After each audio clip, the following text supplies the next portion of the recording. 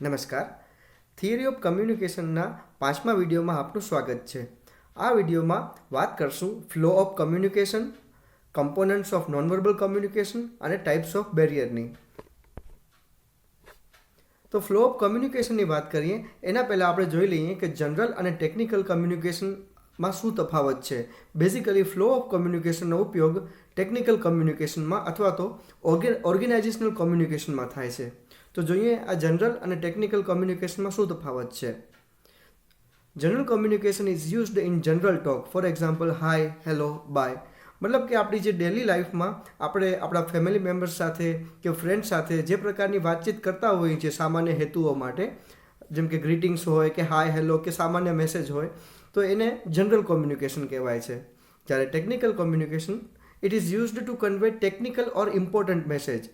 જ્યારે કોઈ મહત્ત્વના મેસેજ હોય, સંદેશા હોય, ઓફિસ રિલેટેડ અથવા તો કંપની રિલેટેડ જે કામ છે જેમાં કોઈ ટેકનિકલ માહિતી પણ છે, તો આવા સિરિયસ મેસેજની જ્યારે આપલે થતી હોય તો એને ટેકનિકલ મેસેજ કહેવામાં આવે છે. આ કમ્યુનિકેશન બેઝિકલી પ્રોફેશનલ ડીલિંગમાં જ થતો હોય છે, અથવા તો આપણે કહી શકીએ કે ઓફિસમાં જે કોમ્યુનિકેશન થતો હોય અથવા તો કોઈ કંપનીમાં કે કોઈ સંસ્થામાં જે પ્રકારનું કોમ્યુનિકેશન થાય છે તે. General communication is not too serious. મતલબ કે જનરલ કોમ્યુનિકેશનમાં બહુ ગંભીરતા નથી હોતી, કારણ કે ત્યાં કને જે મેસેજની આપલે થાય છે એ સામાન્ય હેતુઓ માટેના મેસેજ હોય છે જેમાં કોઈ ગંભીરતા નથી હોતી. જ્યારે ટેકનિકલ કમ્યુનિકેશન હંમેશા ગંભીર હોય છે. It is always serious. General communication is not formal. Okay, તો ફોર્મલ કહેવાનો મતલબ એમ છે કે ત્યાં કને આપણે લેંગ્વેજના રૂલ્સ હોય, સ્પેલિંગ હોય, ગ્રામર હોય કે પ્રોનાઉન્સિએશન હોય, એમાં આપણે બહુ સિરિયસ નથી હોતું, બરાબર. તો એ ફોર્મલ નથી હોતું, ઇનફોર્મલ લેંગ્વેજ હોય છે ત્યાં કને. જ્યારે ટેકનિકલ કોમ્યુનિકેશનમાં બને તેટલું ફોર્મલ જ હોય છે. આપણે એને કદાચ ઓફિશિયલ લેંગ્વેજ પણ કદાચ કહી શકીએ. તો ત્યાં કને આપણે સ્પેલિંગ, ગ્રામર આ બધી વસ્તુનું બહુ ધ્યાન રાખવું પડશે. General communication is mostly oral. તો આજે ડે ટુ ડે લાઈફમાં આપણે જે યુઝ કરીએ છીએ લેંગ્વેજ, જે પ્રકારનું કમ્યુનિકેશન યુઝ કરીએ છીએ એ મોટા ભાગે ઓરલ એટલે કે મૌખિક વાતચીત જ થતી હોય છે. ત્યાં કને લેખિત મેસેજની આપલે બહુ ઓછી થતી હોય છે. જ્યારે ટેકનિકલ કમ્યુનિકેશન જે છે એમાં રિટન અને ઓરલ બંને ચેનલનો ઉપયોગ થાય છે, પણ અહીંયા રિટન ઉપર વધુ ભાર મૂકવામાં આવે છે. General communication is not for specific audience. મતલબ કે જનરલ કોમ્યુનિકેશનમાં ઓડિયન્સ કોણ છે એ નક્કી નથી હોતું. જનરલ કોમ્યુનિકેશન ગમે એ વ્યક્તિ વચ્ચે થઈ શકે. મતલબ કે તમે કદાચ તમારા ફેમિલી મેમ્બર સાથે વાતચીત કરો, તમારા ફ્રેન્ડ સાથે વાતચીત કરો, તમે કદાચ માર્કેટમાં કંઈ ખરીદી કરવા ગયા હો, કોઈ વેપારી સાથે વાતચીત કરો, તો અહીંયા કોઈ સ્પેસિફિક ઓડિયન્સની જરૂર નથી. તમે ગમે તેની સાથે વાતચીત કરશો અને તમે જે સામાન્ય ભાષાનો ઉપયોગ કરશો એ સામેવાળો વ્યક્તિ સમજી શકશે. તો એના માટે કોઈ ખાસ જરૂરિયાત નથી જનરલ કોમ્યુનિકેશનમાં. જ્યારે technical communication it is always for specific audience. મતલબ કે અહીંયા તમે જે ટેકનિકલ મેસેજની આપલે કરો છો તો સામેવાળા વ્યક્તિને પણ ટેકનિકલ નોલેજ હોવું જરૂરી છે, જેથી કરીને તમારો મેસેજ સમજી શકે કે અથવા એના ઉપર એક એક્શન લઈ શકે. તો અહીંયા ઓડિયન્સમાં પણ રિક્વાયરમેન્ટ એ છે કે બે વ્યક્તિ વચ્ચેનું લેવલ જે છે અથવા નોલેજની બાબતમાં વાત કરીએ છીએ આપણે, તો એ સરખું હોવું જરૂરી છે. કારણ કે અહીંયા કોઈ જનરલ પર્પઝ માટેના મેસેજ નથી, કોઈ કામકાજને રિલેટેડ બાબત છે જે બંને વ્યક્તિ એકબીજાને આરામથી સમજાવી શકે. એના માટે સ્પેસિફિક ઓડિયન્સની જરૂર છે. અને છેલ્લો તફાવત છે કે જનરલ કોમ્યુનિકેશનમાં કોમન લેંગ્વેજનો યુઝ થાય છે. મતલબ કે એક એવી ભાષા કે જે કોઈ પણ વ્યક્તિ આરામથી સમજી શકે. જ્યારે ટેકનિકલ કોમ્યુનિકેશનમાં ટેકનિકલ લેંગ્વેજનો ઉપયોગ થાય છે. મતલબ કે જે ફિલ્ડ રિલેટેડ કમ્યુનિકેશન થઈ રહ્યું છે તો એના રિલેટેડ ચોક્કસ ટર્મિનોલોજી હશે, ચોક્કસ શબ્દો હશે. કોઈ થિયરીની વાત આવે તો એની ભાષા જે છે એ સામાન્ય ભાષા કરતાં થોડીક અલગ હશે, ટેકનિકલ લેંગ્વેજ હશે. આગળ વાત કરીએ આપણે ધ ફ્લો ઓફ ટેકનિકલ કમ્યુનિકેશનની. તો જે ટેકનિકલ લેંગ્વેજ જ્યાં ઉપયોગ થાય છે, જ્યાં ટેકનિકલ કોમ્યુનિકેશન થાય છે, ત્યાં કમ્યુનિકેશનનો ફ્લો કઈ રીતના થાય છે, મતલબ કે માહિતી અથવા તો સંદેશાની આપલે કઈ રીતના થાય છે, એનો પ્રવાહ કઈ બાજુ હોય છે. તો in organisation communication follows hierarchy. Okay, તો અહીંયા જો હાયરાર્કીનો મિનિંગ આપેલો છે રેન્ક કે પોઝિશન. તો જ્યારે આપણે કદાચ કોઈ કંપનીની વાત કરતા હોઈએ તો ત્યાં કને કમ્યુનિકેશન અલગ અલગ હોદ્દાના પ્રમાણે થતું હોય છે. જેમ કે તમે અલગ અલગ હોદ્દા જોયા હશે કંપનીમાં, અલગ અલગ પોસ્ટ કે ડેઝિગ્નેશન અથવા તો રેન્ક. જેમ કે ત્યાં એન્જિનિયર હોય, એન્જિનિયર ઉપર મેનેજર, મેનેજર ઉપર જનરલ મેનેજર, જનરલ મેનેજર ઉપર કંપનીના CEO હોય કે વાઇસ પ્રેસિડેન્ટ હોય, બરાબર. એ જ રીતના એન્જિનિયરની નીચે સુપરવાઇઝર હોય, વર્કર હોય, ટેકનિશિયન હોય, બરાબર. તો આ અલગ અલગ હોદ્દા જે છે, અલગ અલગ હોદ્દા ધરાવતા વ્યક્તિઓ વચ્ચે કોમ્યુનિકેશન કઈ રીતના થતું હોય એના માટે કંપનીઓએ ચોક્કસ એક ફ્લો ઓફ કોમ્યુનિકેશન અને એક પોલિસી ડિઝાઇન કરેલી હોય. તો આપણે આ આગળ સ્લાઇડમાં એ જોશું કે આ કોમ્યુનિકેશન કઈ રીતના આગળ વધતો હોય છે. તો બેઝિકલી અહીંયા 3 નિશાનીઓ પણ આપેલી છે. The flow in an organisation could be vertical, horizontal or diagonal. મતલબ કે વર્ટિકલ આ કોમ્યુનિકેશનનો ફ્લો જે છે કાં તો એ ઊભી લીટીમાં, બરાબર, ઉપર નીચે તરફ જતો હોય, અથવા તો હોરિઝોન્ટલ મતલબ કે બે સમાન હોદ્દા ધરાવતા વ્યક્તિ વચ્ચે કદાચ થઈ શકે, અને ડાયગોનલ એટલે કે ક્રોસવાઇઝ, બરાબર, એ રીતે પણ થઈ શકતો હોય. તો કઈ રીતના થાય છે એ આગળ જોઈએ. સૌથી પહેલાં આપણે આવીએ ડાઉનવર્ડ કોમ્યુનિકેશનમાં. Okay, from superior to subordinates to convey routine information, new policies, procedures or command. બરાબર. હવે તમે સાઈડમાં ચાર્ટમાં જોઈ શકતા હો એ રીતના. તો ડાઉનવર્ડ કોમ્યુનિકેશન કહેવાનો મતલબ શું છે કે અહીંયા કોમ્યુનિકેશન ઉપરથી નીચે તરફ થઈ રહ્યું છે. મતલબ કે મેનેજર છે એ પોતાના એન્જિનિયરને ઇન્ફોર્મેશન પાસ ઓન કરશે, એન્જિનિયર જે છે એ સુપરવાઇઝરને પાસ ઓન કરશે, સુપરવાઇઝર એ ઇન્ફોર્મેશન જે છે એ વર્કરને પાસ ઓન કરશે. આ કોમ્યુનિકેશનમાં કયા પ્રકારના મેસેજ હશે? તો મોટા ભાગે રૂટીન ઇન્ફોર્મેશન હોય, બરાબર, ડે ટુ ડે જે કંઈ કામગીરી કરવાની હોય એને લગતી માહિતી હોય, નવી પોલિસી બની હોય, અથવા તો કંઈ કમાન્ડ એટલે કે કંઈ ઓર્ડર કરવાનો હોય. તો એના માટે ઉપરથી નીચે તરફ કોમ્યુનિકેશનનો ફ્લો જશે. It can take any form, memos, notice, face to face conversation or telephonic conversation.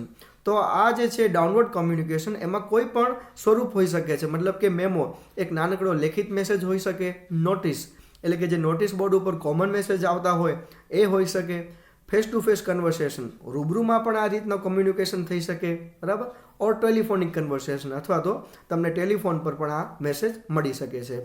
તો આ છે ડાઉનવર્ડ કોમ્યુનિકેશન.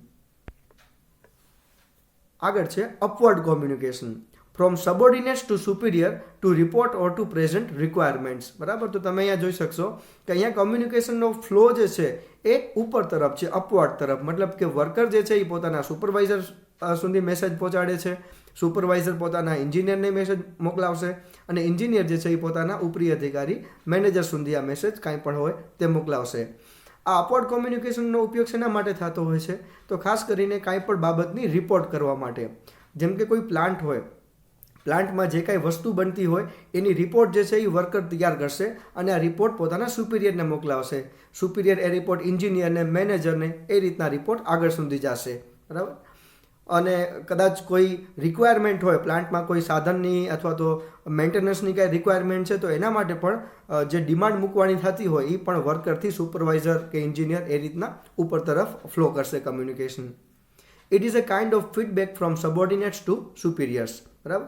તો આ એક પ્રકારનો ફીડબેક છે જે નીચેના હોદ્દાવાળા વ્યક્તિથી ઉપરના હોદ્દા તરફ અથવા તો ઉપરી અધિકારી તરફ જતો હોય છે. આગળ જોઈએ horizontal communication, communication among hierarchically equivalent employees.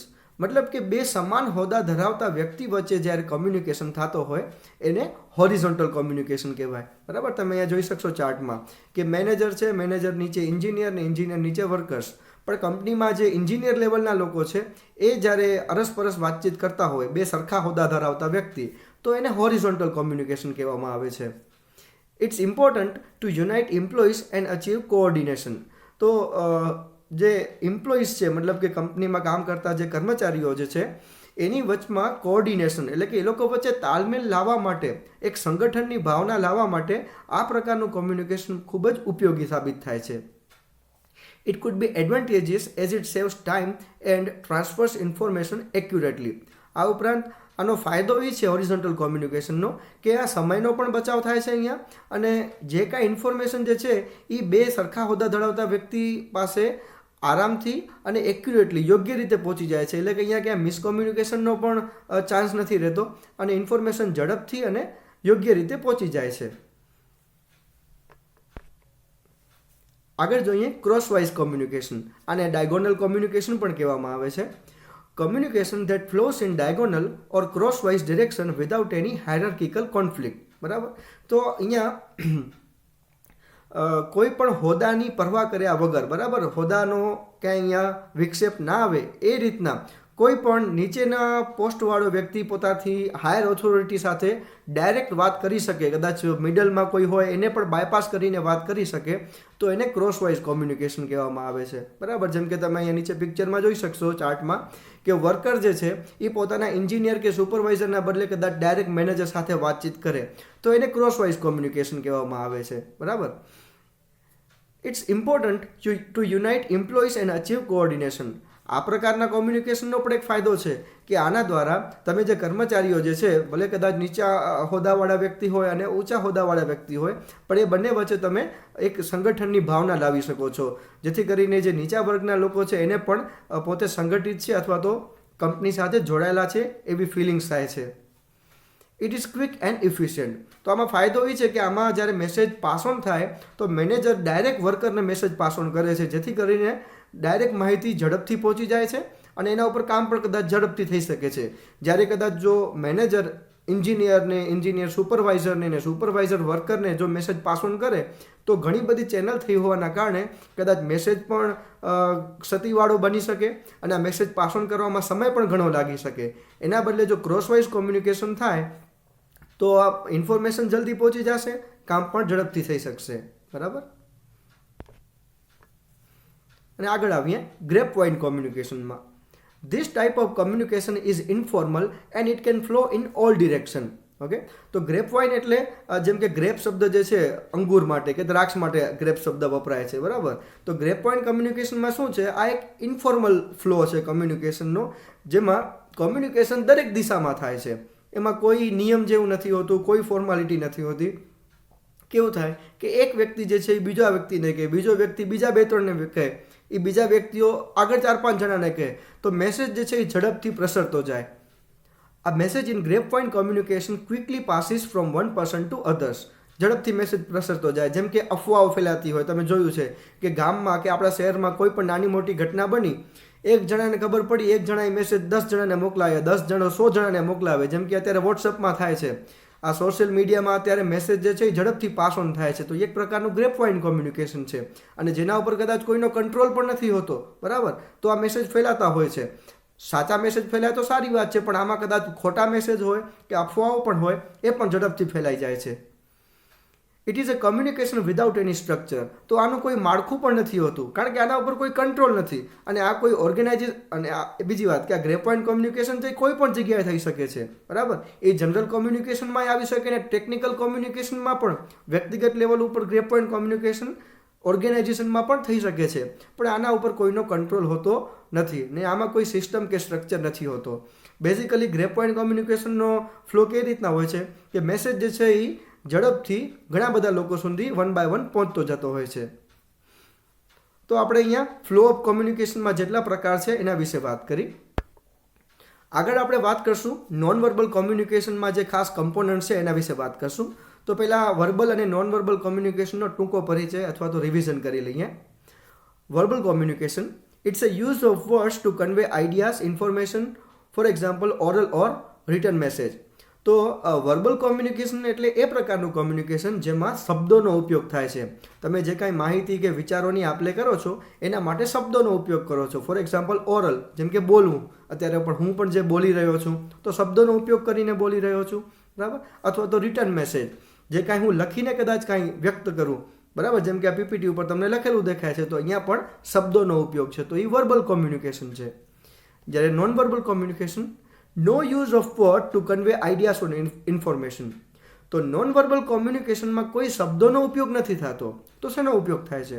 Use of body language, facial expression and other components to convey ideas on information. તો અહીંયા નોન વર્બલ કોમ્યુનિકેશનમાં શબ્દો નહીં પરંતુ બોડી લેંગ્વેજ. બોડી લેંગ્વેજ એટલે આપણે કહી શકીએ કે આપણા શરીરની ભાષા. એટલે કે જ્યારે આપણે વાતચીત કરતા હોઈએ ત્યારે જેમ કે આપણી ગરદન હલ્યા રાખતી હોય, હાથના પણ ઈશારા થતા હોય. બરાબર. તો આપણે જે શરીરની હરકત જે છે કમ્યુનિકેશન વખતે એને કહેવાય છે બોડી લેંગ્વેજ.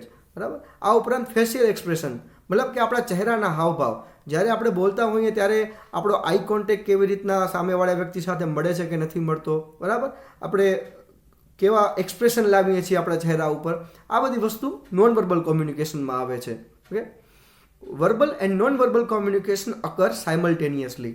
હવે આ શું કહે છે કે વર્બલ અને નોન વર્બલ આ બંને પ્રકારના કોમ્યુનિકેશન એક સાથે ચાલે આવતા હોય છે. મતલબ કે જ્યારે આપણે વાતચીત કરતા હોઈએ, બોલતા હોઈએ શબ્દોનો ઉપયોગ કરીને, તો સાથે સાથે નોન વર્બલ કોમ્યુનિકેશન પણ થતું જ હોય, અને આ બંને જો તાલમેલ સાથે થતા હોય તો કોમ્યુનિકેશન ઇફેક્ટિવ બની જાય છે. હવે આગળ જોઈએ કે આ નોન વર્બલ કોમ્યુનિકેશનમાં મુખ્ય જે એના કમ્પોનન્ટ્સ જે છે એ કયા કયા છે. તો બેઝિકલી 5 છે.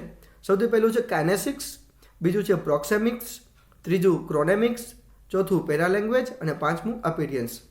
વન બાય વન આ પાંચે વિશે આપણે ચર્ચા કરીએ. સૌથી પહેલાં વાત કરીએ કાઇનેસિક્સની.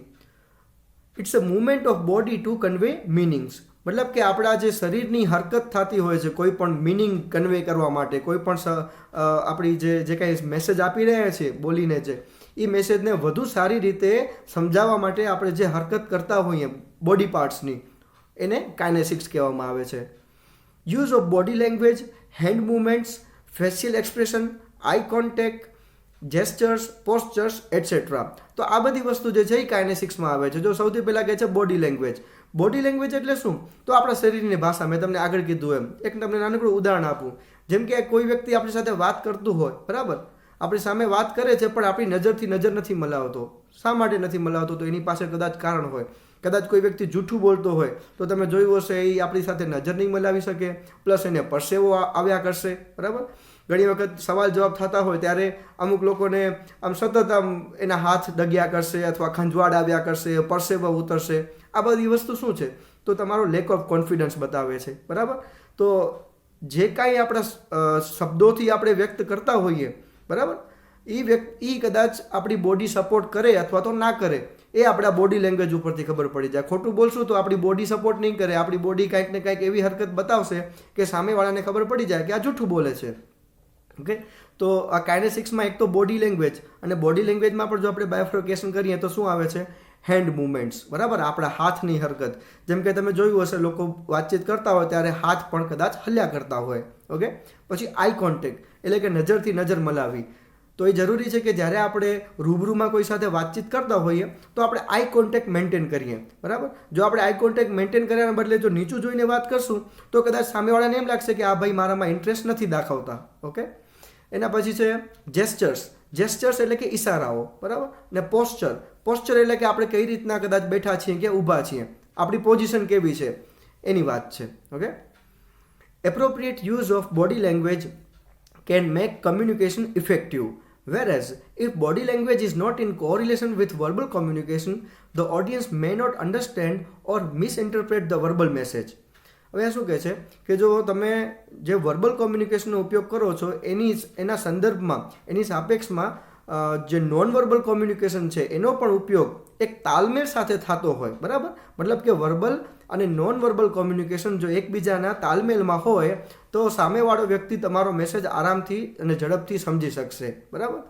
એના વિપરીત પરિસ્થિતિમાં જો વર્બલ અને નોન વર્બલ કોમ્યુનિકેશન વચ્ચે તાલમેલ નથી તો સામેવાળો કદાચ કન્ફ્યુઝ થશે અને તમે જે મિનિંગ કન્વે કરવા માંગતા હતા એ કદાચ કન્વે નહીં થાય, મિસઇન્ટરપ્રિટેશન થશે, બરાબર. કોઈ કદાચ એને ખોટો મેસેજ સમજશે.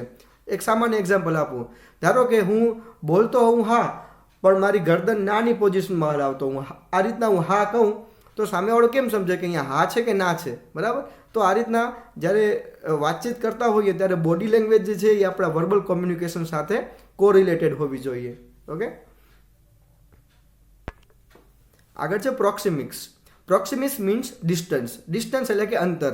તો જ્યારે આપણે આ કમ્યુનિકેશન કરતા હોઈએ ત્યારે આપણા અને સામેવાળા વ્યક્તિ વચ્ચે કેટલું ડિસ્ટન્સ છે એના ઉપરથી આપણા બંને વચ્ચેના રિલેશનશિપ જે છે એ પણ આપણે ડિસ્ક્લોઝ કરી શકીએ, જાહેર કરી શકીએ. Okay, the distance between two person conveys the relationship between them. There are 4 distance zone. તો પ્રોક્સિમિક્સમાં અહીંયા જે સ્ક્રીન પર તમને દેખાય છે અને ચિત્ર પણ આપેલું છે કે 4 ઝોન હોય છે આ પ્રોક્સિમિક્સ માટે. પહેલું ઝોન છે ઇન્ટિમેટ ઝોન, 0 to 18 ઇંચીસ. મતલબ કે તમે જ્યારે કોઈની સાથે વાત કરો છો અને સામેવાળી વ્યક્તિ તમારાથી 0થી કરીને 18 ઇંચ એટલે કે 1.5 ફૂટ સુધીના અંતરમાં જ તમારી બાજુમાં છે.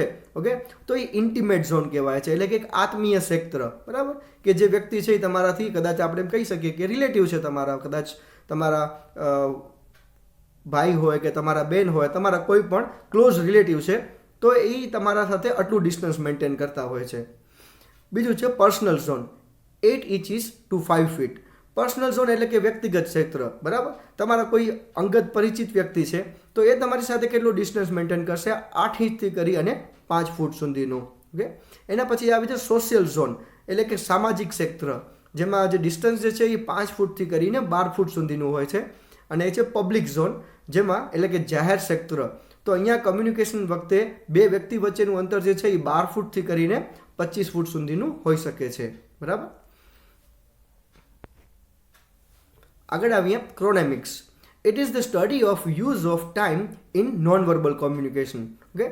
તો નોન વર્બલ કોમ્યુનિકેશનમાં જે પ્રકારે આપણે સમયનો ઉપયોગ કરતા હોઈએ, હવે સમયના ઉપયોગની વાત એટલે શું, તો કે જ્યારે આપણે શબ્દો બોલીએ છીએ, ઓકે, એની વચ્ચે જ્યારે આપણે નાનકડા વિરામ લેતા હોઈએ, ક્યાંક ફૂલ સ્ટોપ આવે તો જરાક મોટો વિરામ આવે, તો જે આપણા પંક્ચ્યુએશન માર્ક જે છે, ઓકે, એનો અભ્યાસ જે છે એ ક્રોનેમિક્સમાં આવે છે. ઓકે. નીચે લખ્યું છે it deals with time, pauses and stops in the process of communication. Okay. આગળ છે paralanguage. Role of vocal qualities such as volume, tone, rate, pronunciation, pitches and intonation pattern. Okay. તો જ્યારે આપણે બોલતા હોઈએ ત્યારે આપણી વોકલ ક્વોલિટી એટલે કે આપણે જે બોલીએ છીએ જે શબ્દો, એ બોલવાની આપણી જે છટા જે છે એને પેરાલેંગ્વેજ કહેવામાં આવે છે. એમાં શું શું આવે છે આપણે બોલીએ ત્યારે, જેમ કે પહેલું જ છે વોલ્યુમ. ઓકે. કેટલાક આપણે ક્યારેક બોલતી વખતે ક્યારેક ધીમો વોલ્યુમ રાખીએ, ક્યારેક આપણો વોલ્યુમ વધી જાય. ઓકે. આ ઉપરાંત ટોન, આપણો કયા ટોનમાં વાત કરીએ છીએ. રેટ એટલે કે 1 મિનિટમાં કદાચ કેટલા શબ્દો બોલીએ છીએ બોલતી વખતે. પ્રોનાઉન્સિએશન, આપણું ઉચ્ચારણ કેવું છે. પિચીસ એટલે કે આપણે અવાજ ક્યારે તીણો કરીએ છીએ કે મોટો કરીએ છીએ. ઇન્ટોનેશન પેટર્ન, બરાબર, ક્યારેક આપણો અવાજ ધીમો થાય, ક્યારેક આપણો અવાજ ફૂલ થાય. ઓકે.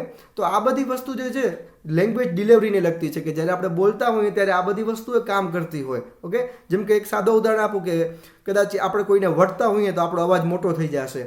મોટા અવાજ સાથે આપણી ખબર પડી જશે કે સામેવાળો વ્યક્તિ ગુસ્સામાં છે. તો આ બધી વસ્તુ જે છે એ નોન વર્બલ કોમ્યુનિકેશનમાં આવે છે, અને જેના કારણે આપણે સામેવાળા વ્યક્તિના કદાચ સ્વભાવ વિશે અથવા તો એના અભિગમ વિશે પણ આપણે ખ્યાલ આવી જાય છે. Okay. Vocal characteristics provide sufficient hint about the person's nature or his attitude. આગળ આવીએ appearance. Personality of the person affects the overall effectiveness of communication. Okay.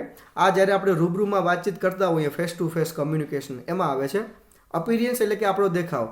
તો આપણી પર્સનાલિટી કેવી છે, તો આપણી ઓવરઓલ પર્સનાલિટી જે છે ને એ આપણા મેસેજને પાસ ઓન કરવાની જે કેપેસિટી જે છે એને કદાચ વધારી શકે અથવા તો ઘટાડી શકે.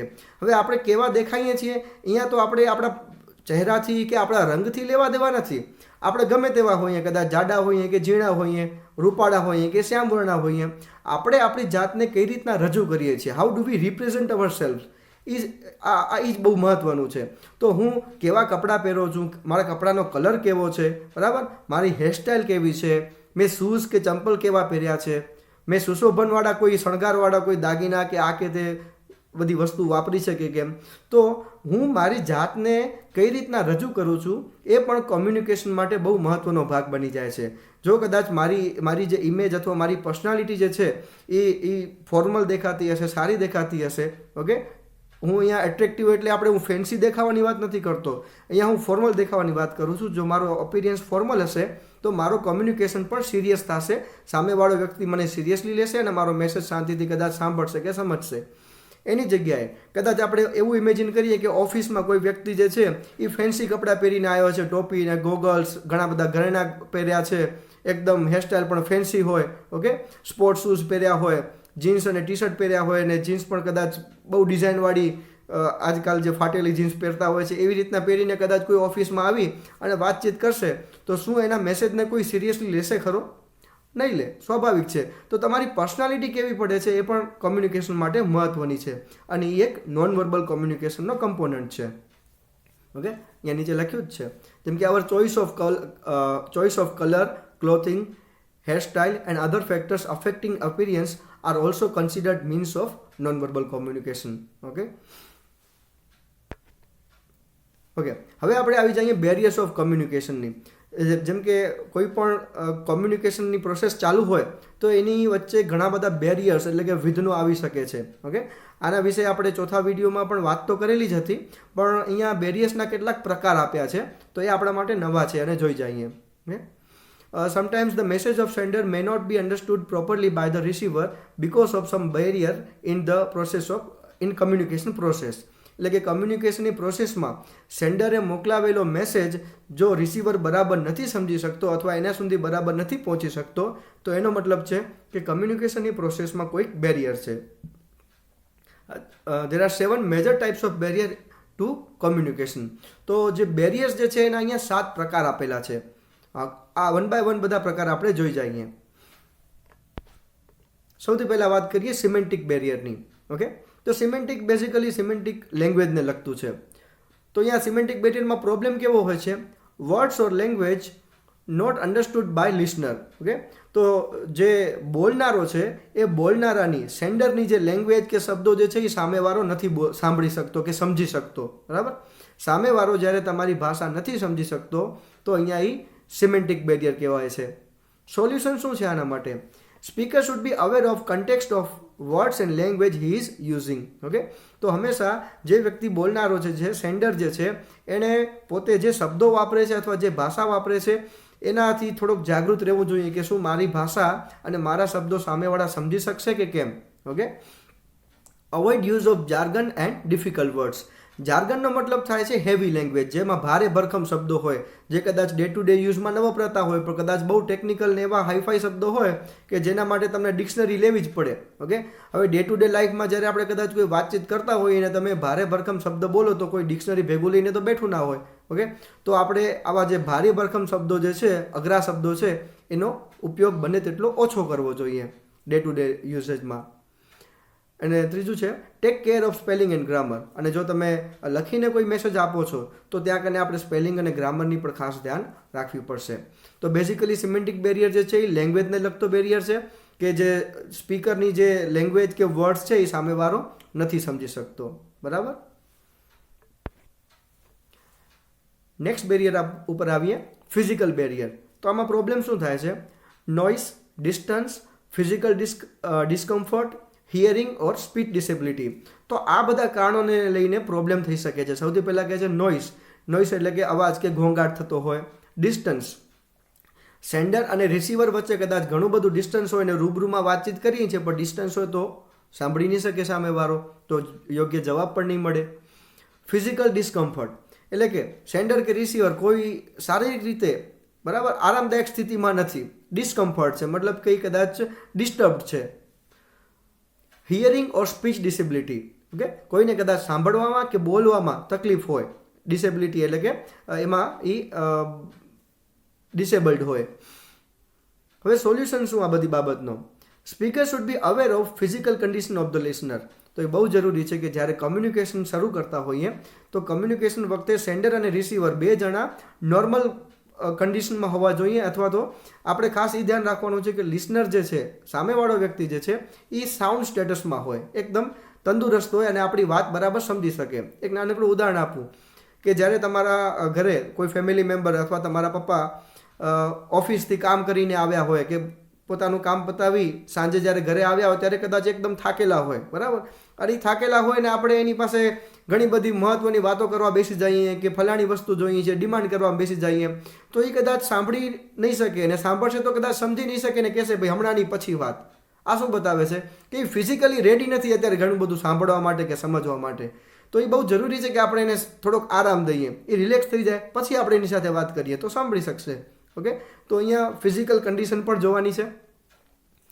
Use appropriate channel to minimize noise. Okay, તમે જે ચેનલનો ઉપયોગ કરો છો કમ્યુનિકેશનની પ્રોસેસમાં, તો ત્યાં એવી ચેનલ હોવી જોઈએ કે જેમાં નોઇસ બને તેટલો ઘટાડી શકાય. બરાબર. Use such verbal and non verbal communication that listener can comprehend easily. હવે વર્બલ કોમ્યુનિકેશન એટલે કે શબ્દોનો ઉપયોગ કરીને કોમ્યુનિકેશન કરતા હો અથવા તો બિનશાબ્દિક કોમ્યુનિકેશન કરતા હો, તો એ એવું હોવું જોઈએ કે સામેવાળો કોઈ પણ પ્રોબ્લેમ વગર સમજી શકે. ખાસ કરીને આપણે અહીંયા હિયરિંગ અને સ્પીચ ડિસેબિલિટીની વાત કરીએ. ઓકે, મારી સામે કદાચ કોઈ એવો વ્યક્તિ હોય કે જેને કદાચ સાંભળવામાં તકલીફ છે, અથવા તો કદાચ કોઈ બોલી નથી શકતો, તો ત્યાં મારે નોન વર્બલ કોમ્યુનિકેશનનો ઉપયોગ થોડોક વધારી દેવો પડશે, જેથી કરીને હું મારો મેસેજ ઓછા શબ્દોનો ઉપયોગ કરું અને વધુ ઈશારા દ્વારા એને સમજાવી શકું. અહીંયા કદાચ ઈશારાથી જ કામ થઈ જાય, શબ્દોની જરૂર કદાચ પડે પણ નહીં, કારણ કે જો સામેવાળો વ્યક્તિ કદાચ બહેરો કે મૂંગો છે તો શબ્દોનો કોઈ મતલબ નથી રહેતો ત્યાં કને. ઓકે, તો આ રીતના આપણે જે ફિઝિકલ બેરિયર જે છે એને આપણે દૂર કરી શકીએ છીએ અથવા તો ઘટાડી શકીએ છીએ. આગળ છે ઇન્ટરપર્સનલ બેરિયર. તો આમાં ઇન્ટરપર્સનલ બેરિયરમાં શું પ્રોબ્લેમ હોય છે? Attitude related issue. એટીટ્યુડ એટલે કે અભિગમ, બરાબર, તમારો અભિગમ કેવો છે એના રિલેટેડ ઇસ્યુઝ, જેમ કે lack of confidence. Self confidence એટલે કે આત્મવિશ્વાસ, તમારામાં કદાચ આત્મવિશ્વાસની થોડી કમી હોય, ઉણપ હોય. Lack of interest and focus, તમે જેની સાથે કોમ્યુનિકેશન કરો છો એને કદાચ રસ જ ના પડતો હોય અથવા એ ધ્યાન જ ના આપે. Use of inappropriate verbal or non verbal communication, એટલે કે આ બે કોમ્યુનિકેશન વચ્ચે તાલમેલ ના હોય. ઓકે, તો આના સોલ્યુશન શું છે? Speaker should adopt positive attitude and develop self confidence. તો સૌથી પહેલાં આ બધા બેરિયર્સ દૂર કરવા માટે, બરાબર, આપણે અભિગમને લગતા કે એટીટ્યૂડને લગતા જે પ્રોબ્લેમ છે એ સાઈડમાં રાખવા જોઈએ. આપણે પોઝિટિવ એટીટ્યૂડ, હકારાત્મક અભિગમ રાખી અને કોમ્યુનિકેશન કરવો જોઈએ. સેલ્ફ કોન્ફિડન્સ, આત્મવિશ્વાસ વધારવો જોઈએ. Okay, speaker should maintain eye contact. Okay, interpersonal barrier એટલે મોટાભાગે જ્યારે અરસપરસ આપણે આમને સામને એક વ્યક્તિ સાથે બીજો વ્યક્તિ વાત કરે છે અથવા 2-4 વ્યક્તિ છે એના વચ્ચે વાતચીત થતું હોય એટલે આપણે એને ઇન્ટરપર્સનલ કોમ્યુનિકેશન કહીએ. તો આ જ્યારે વાતચીત થતી હોય ને ત્યારે આપણે લોકો સાથે આઈ કોન્ટેક્ટ મેળવવો બહુ જરૂરી છે. એના પછી છે speaker should use appropriate verbal and non verbal communication. તો દરેક કમ્યુનિકેશનના બેરિયર દૂર કરવામાં આ તો આવે જ છે કે વર્બલ અને નોન વર્બલ કોમ્યુનિકેશન છે એ એપ્રોપ્રિએટ એટલે કે યોગ્ય હોવા જોઈએ અને બંને વચ્ચે તાલમેલ હોવો જોઈએ. તો મોટાભાગના બેરિયર કદાચ સોલ્વ થઈ જાય. ચોથું છે સાયકોલોજીકલ બેરિયર. સાયકોલોજીકલ એટલે કે મનોવિજ્ઞાનને લગતું, બરાબર. તો એમાં કયા કયા પ્રોબ્લેમ્સ હોઈ શકે છે? સૌથી પહેલાં કે છે ઇમોશન્સ એટલે કે લાગણીને લગતા, ફિયર કે એન્ઝાયટી. ઓકે, ફિયર એટલે કે આપણે ભય લાગતો હોય, ડર્યા હોઈએ આપણે. એન્ઝાયટી એટલે કે બહુ ચિંતા હોય. ઓકે, તો કોમ્યુનિકેશન વખતે કદાચ કોઈ વ્યક્તિ એકદમ ડરી ગયો છે, ચિંતામાં છે, ટેન્શનમાં છે, તો કદાચ બરાબર પોતાની ભાવનાઓ કદાચ વ્યક્ત નહીં કરી શકે, બરાબર બોલી નહીં શકે. ઓકે, બીજું તમને કહું, જેમ કે આપણે હસતે હસતે બહુ જ આપણે ખુશીની લાગણી અનુભવતા હોઈએ અને જોર જોરથી હસતે હસતે વાત કરતા હોઈએ તો એ સામેવાળો નહીં સમજી શકે કે તમે કેવા શું માંગો છો અને કહેશે તમે કાં તો બોલી લો ને કાં તો હસી લો પછી વાત કરીએ, બરાબર. પછી છે એટીટ્યુડ. આમાં પણ એટીટ્યુડ એટલે કે આપણો અભિગમ આવશે. પર્સનલ પ્રેજ્યુડાઇસીસ. પ્રેજ્યુડાઇસીસનો મતલબ છે પૂર્વગ્રહ રાખવો કોઈ પ્રત્યે. સ્ટ્રેસ એટલે કે તમે માનસિક તણાવમાં હો, બરાબર, ટેન્શન જેને આપણે કહીએ છીએ, એટસેટ્રા. તો આ બધા જે મનોવિજ્ઞાનને લગતા જે બેરિયર્સ છે, આપણા મનને લગતા બેરિયર્સ, એના માટે સોલ્યુશન શું છે? Speaker should ensure that the listener is in sound state before communicating. મતલબ કે જ્યારે તમે કમ્યુનિકેશનની શરૂઆત કરો છો તો સામેવાળો વ્યક્તિ એકદમ સાઉન્ડ એટલે હેલ્ધી, એકદમ શાંત પરિસ્થિતિમાં છે, એનું મન શાંત છે ત્યારે તમે વાત કરો, બરાબર. એને કોઈ ચિંતા કે તણાવ નથી તો તમે એની સાથે વાત કરો, અથવા તો એને પહેલાં રિલેક્સ કરો પછી કોમ્યુનિકેશન ચાલુ કરો. Speaker should overcome certain emotions, બરાબર. બોલતી વખતે કે કદાચ સાંભળતી વખતે આવા જે ઇમોશન્સ જે છે બને તેટલા થોડાક લાગણી ઉપર આપણે કંટ્રોલ રાખીએ. Speaker should not let prejudice interfere while communicating.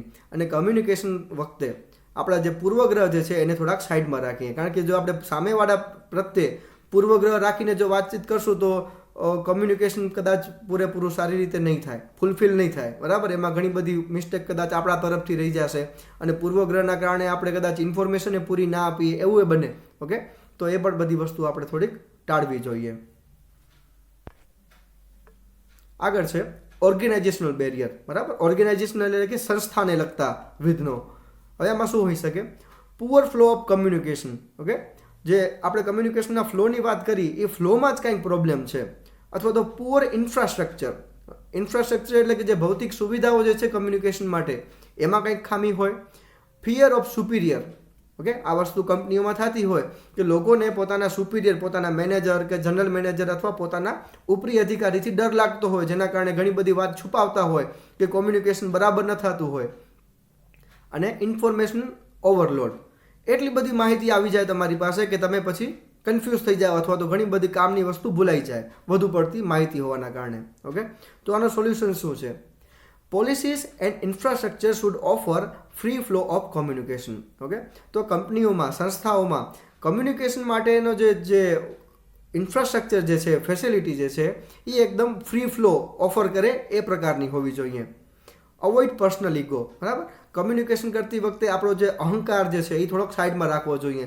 અહીંયા સામેવાળો વ્યક્તિ કદાચ મારાથી હોદ્દામાં ઊંચો છે કે નીચો, બરાબર, મારાથી કદાચ હોદ્દામાં નીચો વ્યક્તિ હોય ને હું એની સાથે ઇગોઇસ્ટિક વેથી વાત કરું તો એ યોગ્ય ન કહેવાય. તો આપણો અહંકાર જે છે એ ટાળવો જોઈએ. Follow rules and procedure set for communication.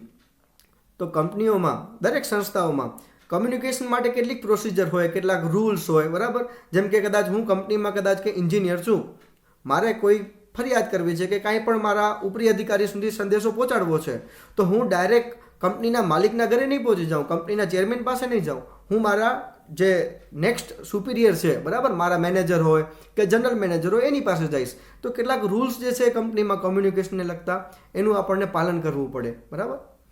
Use appropriate flow and channel. તો ફ્લો, જેની હમણાં વાત કરી એમ, ફ્લો પણ આપણો એપ્રોપ્રિએટ, યોગ્ય હોવો જોઈએ, અને ચેનલ પણ યોગ્ય હોવી જોઈએ. કેટલીક વસ્તુ જે છે એ ઓરલ તમે કહી શકો, બોલીને કદાચ મેસેજ પાસ ઓન થઈ શકે. જ્યારે અમુક મહત્વની વસ્તુ છે, જેમ કે રિપોર્ટ આપવી હોય ડેલી, તો આપણે કદાચ એના માટે રિટર્ન કોમ્યુનિકેશનનો ઉપયોગ કરવો જોઈએ. કારણ કે બોલવામાં કદાચ મારે કદાચ કોઈને સંખ્યાકીય માહિતી આપવી હોય અને બોલવામાં આંકડો કદાચ ફરી જાય, કદાચ હું બોલું ને સામેવાળાને એકનું બીજું સમજાય તો મિસકમ્યુનિકેશન થાય. ઓકે, તો એપ્રોપ્રિએટ ચેનલ હોવી જોઈએ, એપ્રોપ્રિએટ ફ્લો હોવો જોઈએ. અને આગળ આવીએ મિકેનિકલ બેરિયર. ઓકે, અહીંયા ખાસ વાત છે સાધનોને લગતી. Problems in instruments used four communication. તમે કમ્યુનિકેશન માટે જે સાધનો વાપરો છો એમાં જ કંઈક સમસ્યા છે. બરાબર, જેમ કે ફોલ્ટી ઇન્સ્ટ્રુમેન્ટ. કદાચ તમને જે મોબાઈલ અથવા તો જે કોઈ કમ્યુનિકેશન માટે વોકી ટોકી કે કંઈ પણ સાધન આપેલું છે એ જ ખરાબ છે. બરાબર, જેથી તમે બરાબર વાત નથી કરી શકતા. અથવા limited knowledge about use of tools and technology. અથવા તમારી પાસે જે ટૂલ્સ એન્ડ ટેકનોલોજી કંપની તરફથી કદાચ આપવામાં આવી છે પણ તમને એ સમજાતી નથી, તમારું નોલેજ લિમિટેડ છે. તો એનો સોલ્યુશન શું? Necessary maintenance of the communication aids should be done from time to time. તો સૌથી પહેલાં જે મિકેનિકલ ફેલિયર છે તમારા ઇન્સ્ટ્રુમેન્ટ્સમાં, તો એનું ટાઈમ ટુ ટાઈમ મેન્ટેનન્સ, એટલે કે એનું સમારકામ, એનું રિપેરિંગ થવું જોઈએ. Both sender and receiver should be aware of tools and technology used four communication. જે સેન્ડર અને રિસીવર બંને જે પ્રકારની ટેકનોલોજી વાપરે છે, જે ટૂલ્સ, જે સાધન છે અને જે ટેકનોલોજી છે એના વિશે પૂરા માહિતગાર હોવા જોઈએ. બરાબર, તો આ પ્રકારનો બેરિયર આપણે દૂર કરી શકીએ છીએ. આગળ છે સોશિયો કલ્ચરલ બેરિયર. સોશિયો એટલે કે સામાજિક અને કલ્ચરલ એટલે કે સાંસ્કૃતિક. તો સામાજિક અથવા તો સાંસ્કૃતિક પ્રકારના બેરિયર કેવા હોઈ શકે? જેમ કે conflict due to caste, class and cultural differences. Conflict એટલે કે સંઘર્ષ. બરાબર, તો એક એવો પ્રોબ્લેમ ઊભો થાય કમ્યુનિકેશનમાં જે કદાચ નાત જાતના અલગ અલગ ભેદભાવના કારણે થાય. ઓકે, અથવા તો સાંસ્કૃતિક ભિન્નતાના કારણે થાય. બરાબર, જેમ કે મેં તમને અગાઉના વિડીયોમાં આપણે ઉદાહરણ આપ્યું હતું કે આપણે અહીંયા કદાચ ગુજરાતની જ વાત કરીએ તો દરેક જિલ્લાની, આમ તો ભલે ગુજરાતની અથવા ભારતની સંસ્કૃતિ એક જ છે, છતાં પણ દરેક જિલ્લાની સંસ્કૃતિ પણ અલગ છે. ઇવન જેમ જેમ તાલુકો બદલે ને તેમ તેમ લોકોની, ભલે ગુજરાતી જ ભાષા હોય પણ ગુજરાતી ભાષાના શબ્દો બદલતા જાય, શૈલી પણ બદલતી જાય. ઓકે, તો જ્યારે પણ સમાજ અથવા તો સંસ્કૃતિના ફરકના કારણે, ભિન્નતાના કારણે કોમ્યુનિકેશનમાં પ્રોબ્લેમ આવે તો એને આપણે સોશિયો કલ્ચરલ બેરિયર કહી શકીએ. ઓકે, હવે આ દૂર કરવા માટે શું કરવું પડે? Sender and receiver should ensure that social cultural factors do not affect cross-cultural communication by being open to other societal cultures and being familiar with their non-verbal cues and conventional beliefs. તો આના માટે શું કરવું પડે કે જે sender અને receiver જે છે એ બંને જણાએ ખાતરી કરવી પડશે કે હું જે કમ્યુનિકેશનનો અથવા જે લેંગ્વેજ કે વર્ડ્સનો ઉપયોગ કરું છું એમાં કોઈ એવા શબ્દો તો નથી ને કે જે સામેવાળો વ્યક્તિ ના સમજી શકે. બરાબર, તો હું થોડાક જે કલ્ચરલ બાઉન્ડ ટર્મ્સ જે છે એનો ઉપયોગ કદાચ મિનિમાઇઝ કરી શકું. અથવા તો બીજું, બંને જણાએ એકબીજાની સંસ્કૃતિ પ્રત્યે ઓપન રહેવું પડશે, મતલબ કે શીખવાની તૈયારી રાખવી પડશે. જો તમે શીખવાની તૈયારી રાખો છો સામેવાળાની લેંગ્વેજ કે સામેવાળાની સંસ્કૃતિ, તો આ બધા બેરિયર જે છે એ આપમેળે ઘટી જશે. અને અહીંયા પણ નોન વર્બલ ક્યુઝ જે છે એ બહુ ઉપયોગી થશે. અને સામેવાળાની જે કન્વેન્શનલ બિલીફ એટલે કે એની પરંપરાગત જે માન્યતાઓ જે છે એના પ્રત્યે પણ આપણે માન આપીએ અને એ પણ આપણે સમજવાની કોશિશ કરીએ. તો આ પ્રકારના સોશિયો કલ્ચરલ બેરિયર્સ જે છે એ આપણે દૂર કરી શકશું. હવે અહીંયા કેટલાક જનરલ વેઝ આપ્યા છે કે કમ્યુનિકેશનના જે કોઈ બેરિયર્સ છે એ આપણે કેવી રીતના દૂર કરવા. ઓકે, તો સૌથી પહેલું છે ઇમ્પ્રૂવ યોર લેંગ્વેજ સ્કિલ. તો આપણે સૌથી પહેલાં તો આપણે આપણી લેંગ્વેજ સ્કિલ જે છે લિસનિંગ, સ્પીકિંગ, રીડિંગ અને રાઇટિંગ આને આપણે દુરસ્ત કરવી પડશે, આપણી સુધારવી પડશે. બીજું છે make your ideas clear before communicating. તમે બોલો એના પહેલાં તમારા મગજમાં વિચાર કરી લો કે હું શું કહેવા માંગુ છું, જેથી કરીને સામેવાળા વ્યક્તિને તમે બરાબર રીતે સમજાવી શકો. બરાબર. Use a language that your receiver can understand. લેંગ્વેજને લગતો કોઈ બેરિયર ન થાય બહુ જરૂરી છે. તો એના માટે એવી જ લેંગ્વેજનો ઉપયોગ કરો કે જે સામેવાળો આરામથી સમજી શકે. જેમ કે આ વિડીયો સિરીઝ છે, એ આખી વિડીયો સિરીઝ હું ઇંગ્લિશમાં બનાવી શકતો હતો, પણ મેં ગુજરાતીમાં શા માટે બનાવી અથવા ગુજરાતીનો વધુ પડતો ઉપયોગ શા માટે કર્યો, જેથી કરીને છોકરાઓ આરામથી સમજી શકે. વિદ્યાર્થીઓને આ કમ્યુનિકેશનની થિયરીને સમજવામાં કાંઈ પ્રોબ્લેમ ના આવવો જોઈએ. જો હું ઇંગ્લિશમાં જ આખી સ્પીચ મારી જો પ્રેઝન્ટ કરું તો એવું બનશે કે 50%થી વધુ વસ્તુ તો કદાચ તમને સમજાશે નહીં. તો અહીંયા ઇંગ્લિશનો ઉપયોગ પણ કર્યો છે કે અહીંયા સ્લાઇડ ઉપર તમે જુઓ છો એ બધું ઇંગ્લિશમાં છે, અને બોલતી વખતે પણ હું ગુજરાતીનો ઉપયોગ કરું છું, જેથી કરીને તમે એને આરામથી સમજી શકો. ઓકે, તો આ બાયલિંગ્વલ યુઝ થઈ ગઈ. તો આપણે પણ કમ્યુનિકેશન કરતી વખતે લેંગ્વેજનું ખાસ ધ્યાન રાખવાનું છે કે મારી ભાષા, મારા શબ્દો સામેવાળાને કોઈ વિઘ્ન વગર સમજાઈ જવા જોઈએ. ચોથું છે use appropriate channels and minimise noise. જે ચેનલનો ઉપયોગ આપણે કરીએ છીએ, જે પણ આપણું માધ્યમ હોય એ કદાચ વર્બલ, નોન વર્બલને લગતી ચેનલ હોય, જેમ કે ઓરલ, રિટર્ન કે એ કોઈ ચેનલ હોય, અથવા તો આપણે જે ટેકનોલોજી વાપરીએ છીએ અથવા મોબાઈલથી વાત કરીએ છીએ અથવા સોશિયલ મીડિયા પ્લેટફોર્મનો ઉપયોગ કરીએ છીએ. ઓકે, જે કોઈ માધ્યમ છે આપણા કોમ્યુનિકેશનનું એ યોગ્ય હોવું જોઈએ કે આપણો મેસેજ યોગ્ય સ્વરૂપમાં સામેવાળા સુધી પહોંચી જાય. બરાબર. અને બને તેટલો નોઇઝ ઘટાડવો જોઈએ. બરાબર. જ્યાં પણ ઘોંઘાટ છે તો એ ઘોંઘાટથી આપણે બચવાનું છે.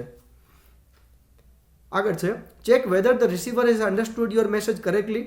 તો કોમ્યુનિકેશનની પ્રોસેસમાં ફીડબેક બહુ જ જરૂરી છે. ઓકે, તમે હંમેશા એ ચેક કરતા રહ્યો કે તમે જે બોલ્યા, જેટલું પણ બોલ્યા એ સામેવાળાને સમજાઈ ગયું કે નહીં. એની પાસે સતત ફીડબેક લીધા કરો. છઠ્ઠું છે minimise cultural, emotional and attitude related barriers, જેની આપણે હમણાં પણ વાત કરી. સંસ્કૃતિને લગતા કે લાગણીને લગતા કે અભિગમને લગતા જે કાંઈ વિઘ્નો છે એ બધાને મિનિમાઇઝ કરો. આ બધા બેરિયર એવા છે કે તમે એક સામટા બંધ નહીં કરી શકો. બરાબર. પણ બને તેટલા આપણે એને ઘટાડવાની કોશિશ કરીએ. અને છેલ્લું છે maintain balance between verbal and non verbal communication. જો આ બંને વચ્ચે જો બેલેન્સ રાખશો ને તો તમારું કોમ્યુનિકેશન ઇફેક્ટિવ થશે ને બેરિયર કદાચ નાના મોટા હશે ને તો એને ઘટાડી પણ શકાશે. ઓકે, તો આ વિડીયોમાં બસ આટલું જ. તમે પણ મને આ વિડીયો સિરીઝ તમને કેવી લાગી એના વિશે તમારો ફીડબેક જે છે એ કમેન્ટમાં આપો. અને ટેન્સીસ ઉપર પણ મેં જે ડિપ્લોમામાં તમને જે 8 કાર્ડ આવે છે સિલેબસમાં એના ઉપર એક આખી વિડીયો સિરીઝ બનાવી છે, એ પણ જરૂરથી જુઓ અને તમારો ફીડબેક મને કમેન્ટમાં આપો. જો વિડીયો પસંદ પડ્યો હોય તો લાઈક કરો, શેર કરો અને સબસ્ક્રાઈબ કરો. Thank you.